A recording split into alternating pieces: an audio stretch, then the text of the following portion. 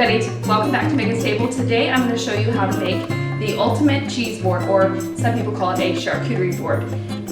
It is perfect for holiday entertaining, for all your parties, bring it to a get together, a potluck, or just a day home with your family. You want to make sure you have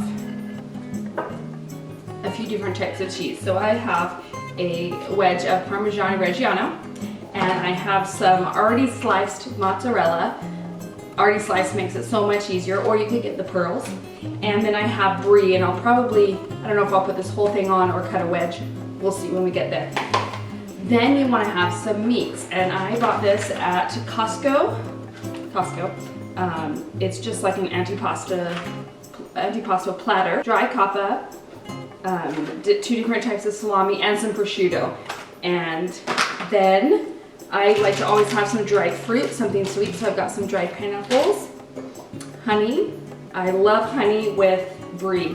It is such a good combination, so I always have honey. And some nuts.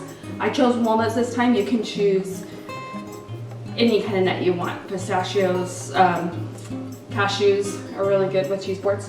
We've got two different types of crackers and some olives, just like a little hors d'oeuvre tray. Think of it like that. Charcuterie board is what most people call it, if you're fancy. So today I'm just going to show you how I put it together. We're having a party here tonight for Christmas, and let me show you how I do it. First, I try to have like some anchors, some things that are large, and then I'll fill in around them. So one of the anchors is my honey jar, and then I'm going to do this little Christmas bowl with the olives. Just have a jar of olives.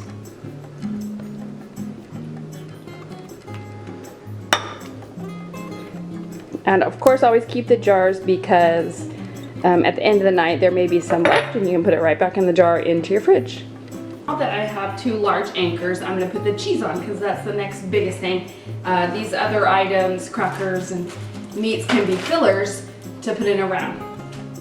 So you kind of want to choose different types of cheeses. Maybe one is a stinky cheese. I didn't do one this time. One is more salty. My Parmigiano Reggiano is more salty.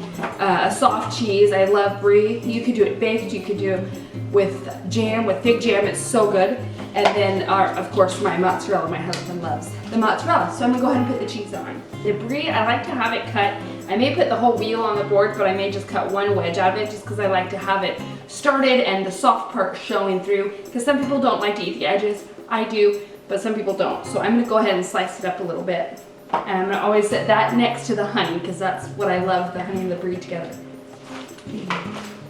Again, saving the containers in case it doesn't all get eaten and I have to eat it tomorrow for lunch. So I'm going to go ahead and cut the brie and just kind of cut it in a little wedge. You could even do slices, or, you know, things like that. Maybe even cut a few slices pre-cut already, something like that. Now with the Parmesan, I'm going to use this cheese knife, and I'll have it laying next to the board right there during the party, and you just kind of, I'll start breaking through it, just so people know. You just kind of take chunks out like that. Alright, and I'll go ahead and I'll wipe this off before the party, but I'll have it right there. So I'm going to go ahead and just put a little bit on each tray, and again have this in the fridge so I can refill it as we go. So we will start with some salami. Lay it out, kind of fold it over in half, and then lay out a little row next to the Parmesan. And you know, these come so nicely like laid out, so you could just take a chunk and put it on the tray right there. Let your guests have to peel, but it's alright. Sometimes it's nice to peel them first and then lay them out. It'll make it easier for your guests to take them off. And then we'll put this one up by the brie. And prosciutto, I love prosciutto.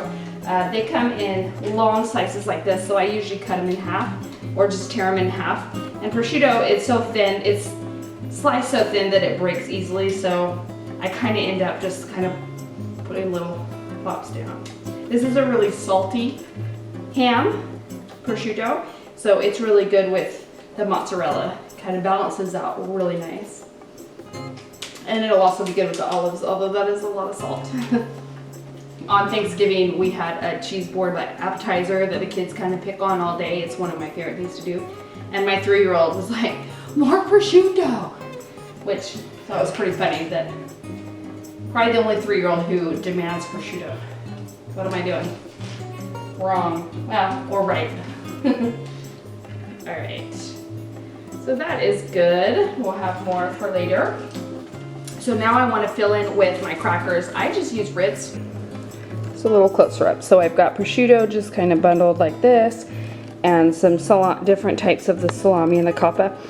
I've got my brie ready to go, my Parmesan with a Parmesan knife, olives, the honey to go, and it's cute. It's a little honey jar. This little thing to drizzle on onto the brie. And now I'm filling it in with my crackers. So I've got some butter crackers right there. Some walnuts. It's kind of just fun because you just fill it up. You can do different things. It doesn't have to be fancy, or it can be, whatever. And then I went ahead and got some dried pineapple. Go ahead and put that on. Some mozzarella slices. That way. Another thing that is good on here is grapes. I don't have any today, but usually I would move this over and just put a little bit of grapes right there. If you enjoyed this video, give it a big thumbs up. Subscribe to my channel for more tips and tricks on holiday entertainment.